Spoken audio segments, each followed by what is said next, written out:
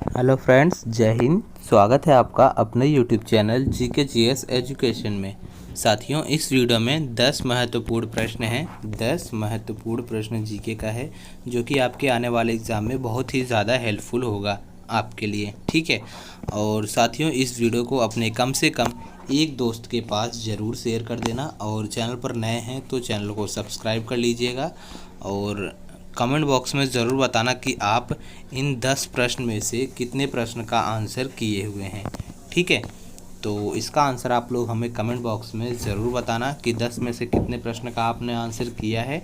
और इस वीडियो को कम से कम एक दोस्त के पास शेयर कर देना और चैनल को सब्सक्राइब कर लीजिएगा, क्योंकि इस चैनल पर डेली 10 जीके क्वेश्चन का एनालिसिस कराया जाता है कंपटीशन एग्ज़ाम के लिए, ठीक है। कॉम्पिटिटिव एग्ज़ाम, किसी भी कॉम्पिटिटिव एग्ज़ाम या कंपटीशन एग्ज़ाम की तैयारी कर रहे हैं आप तो उसमें बहुत ही ज़्यादा हेल्पफुल होगा।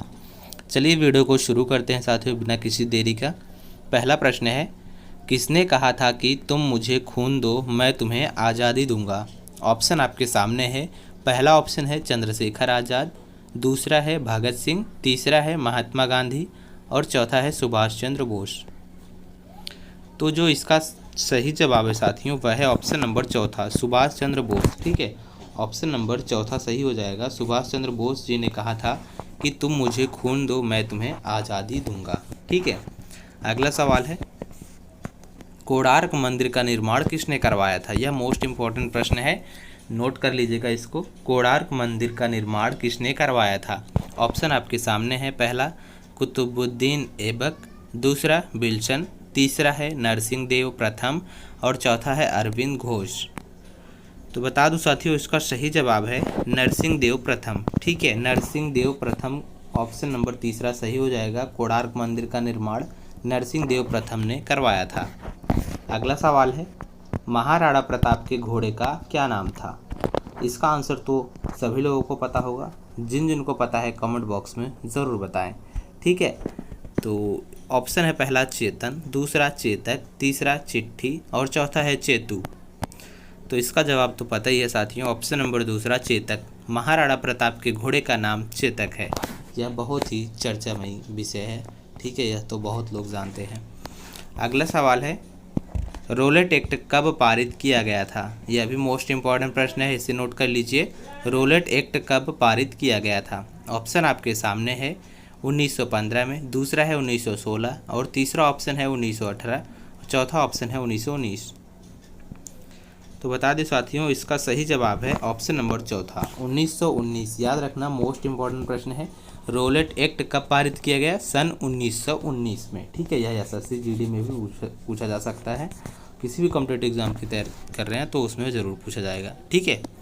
अगला सवाल है, वास्को डिगामा भारत कब आया था? यह भी मोस्ट इम्पॉर्टेंट प्रश्न है। वास्को डिगामा भारत में कब आया था? ऑप्शन आपके सामने है। पहला 1490, दूसरा 1495, तीसरा ऑप्शन है 1498 और चौथा ऑप्शन है 1475। तो बता दो साथियों, इसका सही जवाब है 1498 में, ठीक है। 1498 में वास्को डिगामा भारत आया था। यह मोस्ट इम्पॉर्टेंट प्रश्न है, इसको नोट कर लीजिए आप लोग। अगला सवाल है, करो या मरो का नारा किसने दिया था? यह भी इम्पोर्टेंट प्रश्न है। करो या मरो का नारा किसने दिया था? ऑप्शन आपके सामने है। पहला सुभाष चंद्र बोस, दूसरा ऑप्शन है महात्मा गांधी, तीसरा ऑप्शन है जवाहरलाल नेहरू और चौथा ऑप्शन है भगत सिंह। तो साथियों बता दूं, इसका सही जवाब है महात्मा गांधी, ठीक है।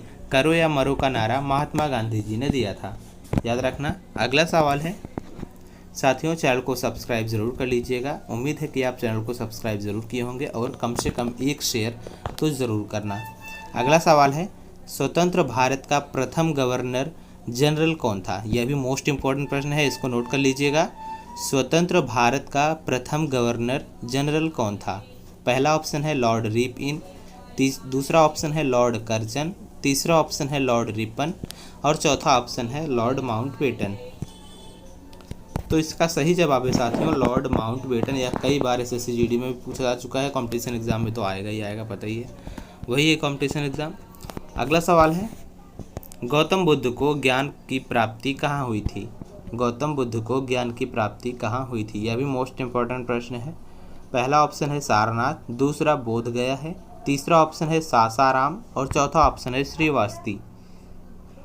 सही जवाब है साथियों बोध गया। ठीक है, गौतम बुद्ध को ज्ञान प्राप्ति कहाँ हुई थी? बोध गया में। याद रखना। अगला सवाल है, चाणक्य को दूसरे किस नाम से जाना जाता है? चाणक्य को दूसरे किस नाम से जाना जाता है?